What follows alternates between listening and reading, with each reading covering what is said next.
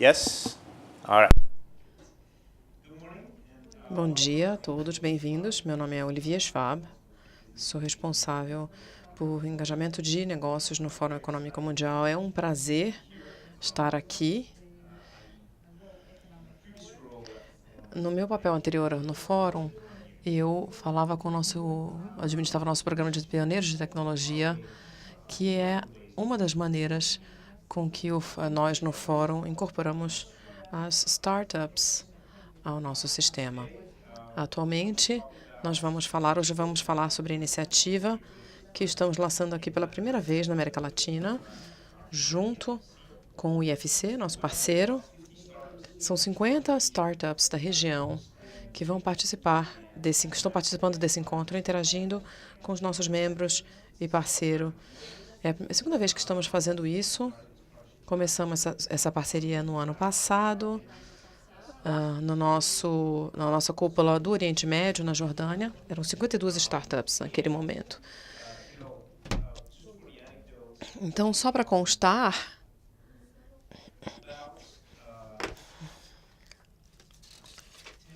há cerca de 10 anos, era difícil trazer as startups para uma conversa com as grandes empresas.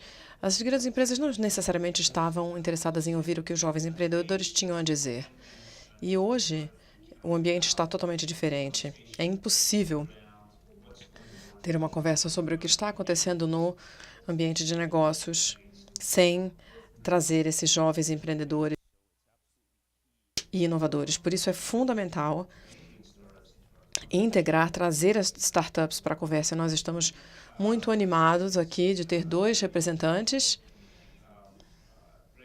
Temos o Gregoire Balasco Aurélio e a Gabriela Rocha, que representam 2 startups.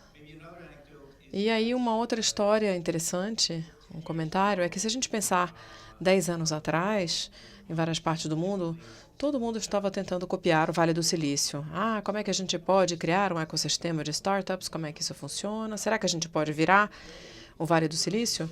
Hoje, se a gente olhar pelo mundo, temos sistemas fantásticos de startups em todas as cidades e regiões. E cada um tem o seu próprio tempero de empreendedorismo e tecnologia que muitas vezes se adaptam às necessidades sociais. Então, a questão não é mais só o Vale do Silício. Temos Berlim, Shenzhen, Santiago e assim por diante. Eu vou passar agora a palavra para o Hector, do IFC, para que ele fale um pouquinho sobre a importância das startups do seu ponto de vista e depois os nossos inovadores vão falar.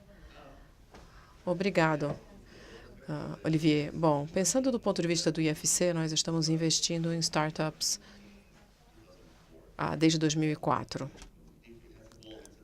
Isso evoluiu com o tempo.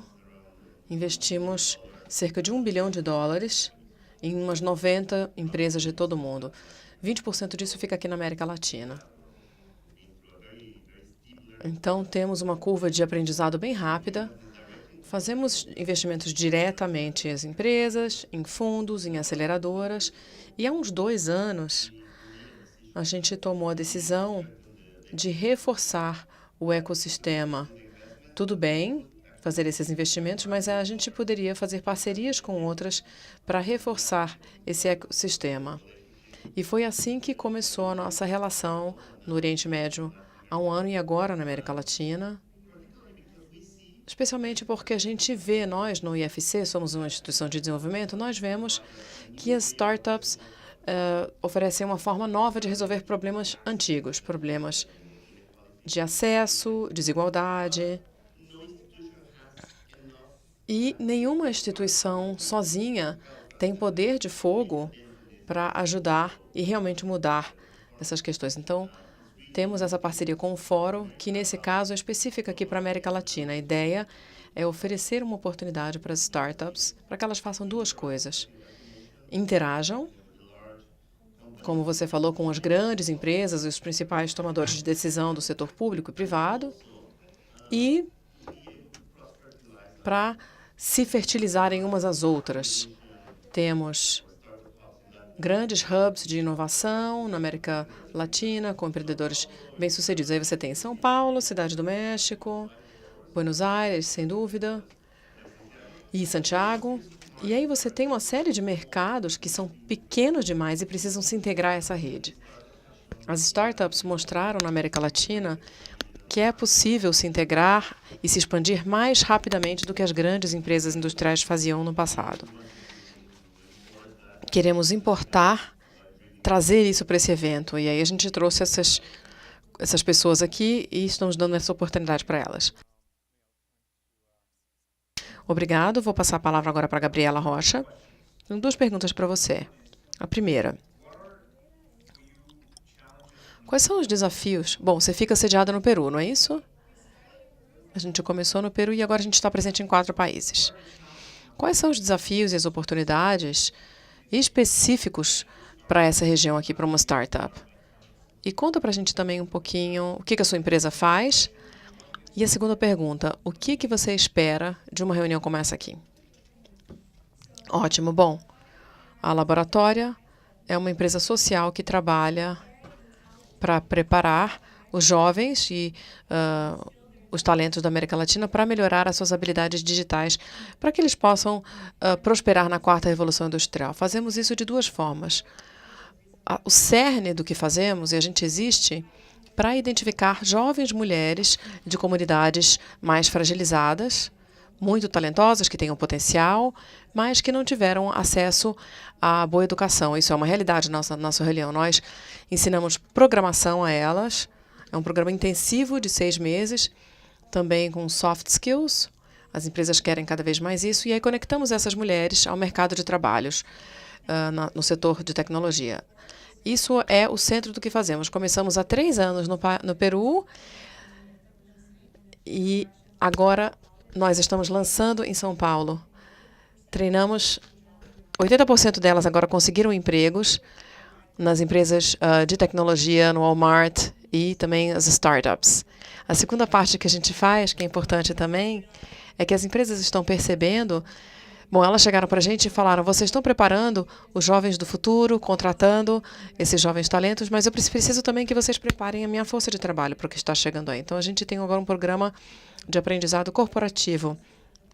Temos vários cursos para os líderes das principais empresas da América Latina e fazemos treinamento digital para eles. Tem vários desafios que a gente enfrenta sendo empreendedores na América Latina. Nós somos uma empresa social, então aí nós enfrentamos alguns desafios adicionais. Mas temos muitas oportunidades também. Um desafio na América Latina é que ser um empreendedor é um risco, mas é um privilégio, por outro lado. Uma coisa que a gente vê na América Latina é que tem muita desigualdade em relação a quem consegue de fato empreender. Nós precisamos facilitar, eu acho, esse empreendedorismo. A legislação precisa reduzir o risco para quem quer empreender e aumentar a possibilidade de ter lucro, para que a gente atraia mais gente para esse setor. Outro desafio que é interessante é, infelizmente, muitas entidades públicas que focam em startups, elas não legislam a favor das startups. São fundos, programas, às vezes bolsas quase para as startups, mas eles não trabalham de fato com o setor público como lobistas, digamos, para facilitar a vida dos empreendedores, o trabalho dos empreendedores. E uma coisa em relação à sua segunda pergunta. Uma das coisas mais incríveis nesses eventos aqui, o que a gente espera e se anima de estar aqui, é uma grande oportunidade de inovar e experimentar numa escala menor. Então, se a gente fracassa, é mais barato. Por isso que a gente tem soluções inovadoras que acabam respondendo aos desafios do setor público. Nem sempre o setor público e as grandes empresas privadas conseguem fornecer essas soluções que a gente fornece. Então, é uma oportunidade para mostrar a vocês o que a gente está fazendo em pequena escala e aí fazer parcerias com o setor público e privado para dar mais escala a essas iniciativas. E também para ter influência sobre as políticas públicas. Isso é fundamental. Estamos resolvendo o problema de mão de obra, de desigualdade de gênero, problemas que estão alinhados aos objetivos dos governos latino-americanos. E, ao fazer isso, a gente consegue dar mais escala. É uma pauta bem ambiciosa. Muito obrigado. Conta um pouquinho para a gente, Grégoire, o que a sua empresa faz. Você fica aqui em São Paulo, certo? Fala um pouquinho sobre o ecossistema aqui e quais são os desafios e oportunidades que você vê. O que você espera? Muito obrigado. Bom dia a todos. Eu sou o CFO da Log. A Log é uma plataforma de entrega para o último trecho. Começamos em 2014 resolvendo problemas simples. Empresas e pessoas que contratavam os motoboys, né, para fazer entregas. Para você entregar um documento, um envelope, ou ir ao cartório, fazer uma autentificação de documento. É muito comum isso no Brasil, porque é um país extremamente burocrático, cheio de papelada. E isso evoluiu com o tempo para um serviço de entrega de qualquer pacote pequeno, ou no mesmo dia ou no dia seguinte. Então, nós queremos criar algo semelhante ao FedEx aqui no Brasil, para que a gente entregue pequenos pacotes em qualquer lugar do país, no mesmo dia ou no dia seguinte. Do nosso ponto de vista, uma das grandes oportunidades que a gente enxerga na América Latina, e no Brasil, sobretudo, porque a gente está só no Brasil, e a gente continua vendo que a gente no futuro próximo vai ficar por aqui, a oportunidade é a seguinte: a infraestrutura de logística é conhecida como bem falha, né, na América Latina. E isso se traduz no fato de que as empresas não conseguem alcançar o consumidor final. Menos crescimento, menos oportunidades de negócios, muitas novas startups, ou esse ecossistema de e-commerce não consegue crescer por causa disso. E o nosso objetivo é fornecer essa infraestrutura utilizando novas tecnologias e alavancando esses motoristas independentes do Brasil para que essa logística opere mais voltada para o futuro. Oportunidades não é apenas uma oportunidade na área de logística, vamos fornecer a infraestrutura de logística, mas, na verdade, é uma oportunidade para que todas as empresas, pequenas e médias empresas e as startups brasileiras consigam alcançar seus consumidores, abrangerem a sua base de clientes e até clientes internacionais poderem atingir melhor seus consumidores aqui no Brasil. Acreditamos, portanto, que a gente resolve um problema muito específico no ecossistema econômico. A gente vai fornecer benefícios muito maiores para o resto da economia. No que diz respeito a desafios, eu concordo muito com o que a Gabriela falou. Eu acho que na América Latina, especificamente no Brasil, se fala muito o bom ecossistema para startups, as incubadoras, algum financiamento público que atinge o estágio inicial dessas startups, mas que depois o arcabouço político-econômico que cria obstáculos para empresas que estão começando. Então, enquanto startup, você realmente tem que aprender a se estruturar corretamente, achar os parceiros certos, os investidores certos, para garantir que, em primeiro lugar, você vai conseguir acompanhar seu crescimento suficiente para ter o tamanho suficiente para poder chegar no nível de conversa de política pública logo nos primórdios, garantindo que os problemas de negócios são entendidos e acompanhados e que as entidades de regulamentação entendem que você faz isso para melhorar a produtividade da economia como um todo e que o seu sucesso ajuda a melhorar o país em geral. Então, esse é um dos grandes desafios na América Latina e é algo que tem a ver com a política pública. Assim, envolve algo que ajuda novas empresas a se instalarem no mercado. No que tange a este evento, sabe, acho que é muito importante para a gente melhorar nossa visão e abranger a nossa perspectiva, ter uma perspectiva mais abrangente, para poder aplicar as boas políticas e os participantes do nosso projeto entender o que a gente está fazendo e o que a gente precisa. Então, estar no Fórum Econômico Mundial é perfeito para poder comunicar sobre o que estamos fazendo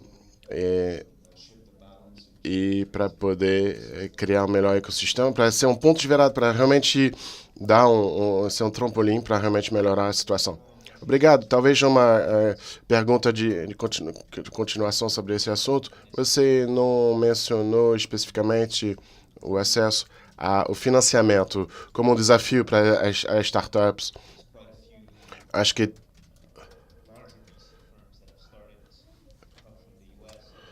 tem umas empresas de VC nos Estados Unidos que chegaram a pouco de venture capital, de capital de risco, que estão observando as startups brasileiras e que são vinculadas a isso. Será que há países ou cidades na região, na América Latina, que estabeleceram boas práticas sobre as condições para abrir uma empresa, sobre estruturas de apadrinhamento e aconselhamento para essas startups? Grégoire, talvez? Sobre a primeira pergunta do lado do financiamento, você recebe financiamento nos primeiros estágios no Brasil? Sim, você consegue achar. O ecossistema de financiamento era inexistente há 10 anos. Começou a se ativar há uns 5 anos. Era um problema. Na verdade, havia investidores disponíveis, mas não havia estrutura para fazer a ponte. Então, agora, nos estágios primordiais, tem financiadores e também startups muito dinâmicas. Então, acho que a equação agora está sendo resolvida. No que diz respeito ao Brasil, a dificuldade maior, uma vez que você chega no estágio posterior do desenvolvimento da sua startup, é quando você ainda tem que conseguir acesso a investidores estrangeiros. Aí é mais problemático, no sentido em que as startups ainda não são ainda grandes o suficientes para enfrentar os custos de um investimento estrangeiro, mas tem um treinamento também. Os investidores estrangeiros, na verdade, têm que aprender um pouquinho também sobre como investir na América Latina, no Brasil, e isso é uma parte são fases iterativas. No nosso caso, o IFC investiu na nossa empresa no ano passado, e isso nos forneceram capital num estágio, para um crescimento de um estágio mais adiantado. Então, está tudo bem. Será que há cidades ou países que estão mais na liderança para essas políticas para favorecer as startups? Em termos de políticas e ecossistemas, o Estado Federativo de São Paulo realmente é muito bom. Criou um ambiente de negócio muito bom para as startups. O Estado de São Paulo tentou simplificar muito a burocracia para startups. Temos filiais em vários estados federativos no Brasil. É muito mais fácil lançar uma startup no estado de São Paulo do que em outros estados. Ainda permanece complicado no estado de São Paulo, mas mesmo assim é mais fácil do que em outros estados. E também o que faz uma grande diferença no nosso caso é que o estado de São Paulo possui universidades de ótimo valor. Então, para atrair talentos, você tem estudantes de engenharia muito bons. É uma cidade global, São Paulo, com infraestruturas muito boas, então a gente pode recrutar talentos europeus e norte-americanos para eles virem para o Brasil. Antigamente eram os brasileiros que queriam ir para fora e, na verdade, tem estrangeiros vindo aqui para montar um negócio com ótimas perspectivas. Para responder a sua segunda pergunta, eu acho que, obviamente, eu concordo com o que você falou no início, que a gente começa a inovar nós mesmos e não a se virar para parceiros primeiro. Há alguns países que fazem muito do jeito americano e funciona. Progredimos muito